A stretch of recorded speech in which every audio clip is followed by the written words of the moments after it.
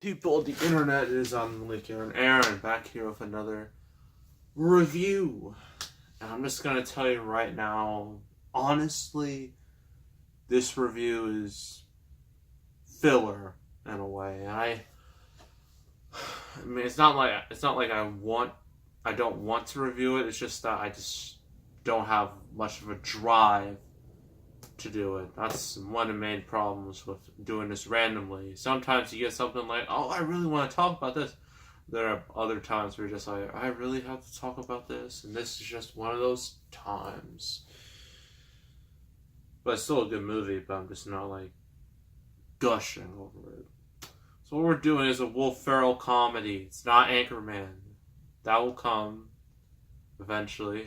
I have no idea when, but hopefully sooner rather than later.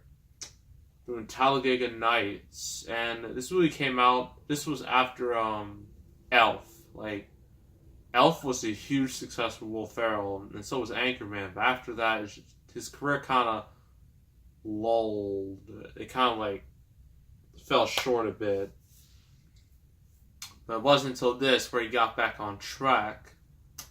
Because I think of all his live-action comedies that he starred in, he was in the main role. I think this is his biggest, because it opened with $47 million, which I think is still the biggest opening Will Ferrell's ever had in a live-action movie where he's the star. Lego Movie doesn't count. So yeah. So you want to read this the back, and go right ahead. Text might be too small. Sorry, let's start this. So the fastest man on four wheels, Ricky Bobby, Will Ferrell, is one of the greatest drivers in NASCAR history. A big, hairy American winning machine, Ricky has everything a dim-witted daredevil could want. A luxurious mansion, a smoking hot wife, and all the fast food he can eat. The Ricky's turbocharged lifestyle hits an unexpected speed bump when he is bested by flamboyant Euro idiot Jean Girard, a Sacha Baron Cohen. This was before Borat, a couple months before Borat, before that went mainstream. Just let you know. And reduced to a fear-ridden wreck. Losing his wife and job to best bud and fellow fool Cale Naughton Jr., John C. Reilly, Ricky must kick some serious asphalt. Way to go with the puns. If he's going to get his career back on the track. Get it? Like back on track, back on the track. Get it? It's racing. It's cars. Still better than Cars. The Pixar movie. Beat Gerard and, reclaim his fame and fortune, because as Ricky Bobby always says, if you ain't first, you're last. I mean,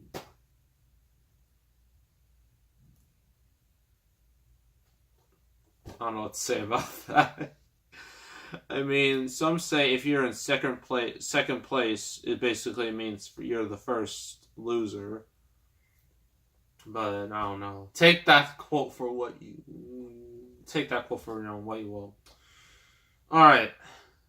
So, pros and cons. Pros. Will Ferrell, most of the time, he can be very reliable, as a comedian. Like, he can, this isn't his best performance. His best performance is in Elf, just letting you know. But he's still likable as a character, and especially when the crash that's described in the description does happen.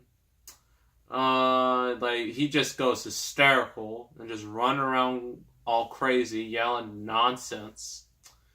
And I don't know, and there are other scenes where, he's trying to get back in the game, he's at the hospital for some reason, and then he stabs himself in the knee with a knife just to show he can do it. He does stuff like that. He does all this crazy stuff, and it's pretty funny. I'm not gonna lie. This movie is basically like it's super comedic, and it's super exaggerated in a lot of scenes. Just like how ridiculous like Ricky Bobby really is, and how his life, and his wife, and his kids, and how they eat, and just like it's just it's so ridiculous. Everyone else does a really good job. Sacha Baron Cohen. This was like sort of like, I know he was on the Ali G show before this, but this was, and Madagascar before that too. But this was like his breakout before his breakout. His real breakout was with Borat. And we all know how successful that was. I have reviewed Borat, albeit a long time ago. If you want to go research it on YouTube, just type in MMA show Borat and you'll likely find it. What else? Cons.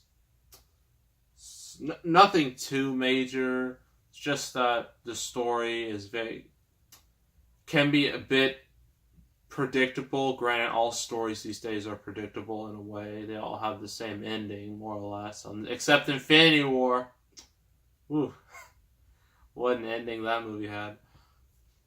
Not, I don't feel like I still don't feel comfortable spoiling Infinity War for all of you because it's still fresh in my mind. I guess maybe in a month, or at least until they announce what the next Avengers movie is called. I'm still waiting for that announcement. That's what I want to know.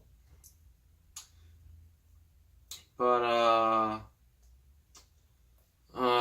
yeah, that's about it. Overall, this movie's fun. It's a bit on the raunchy side, but it's still funny. I saw some really good, comedic moments. So I'm going to give it 7 out of 10. So yeah, if you like Will Ferrell comedies, this is for you.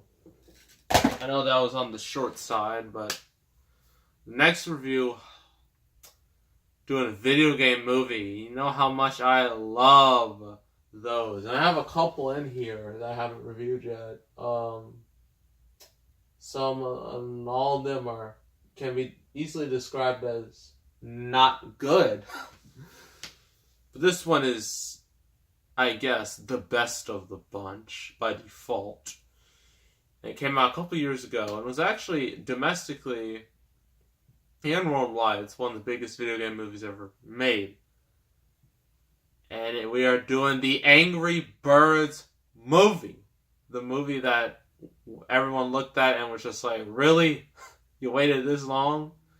But it still made a decent chunk of money in the end. So that's what we're going to be reviewing next. So make sure to subscribe, like this video, leave a comment. I will see you all next time, and I am out.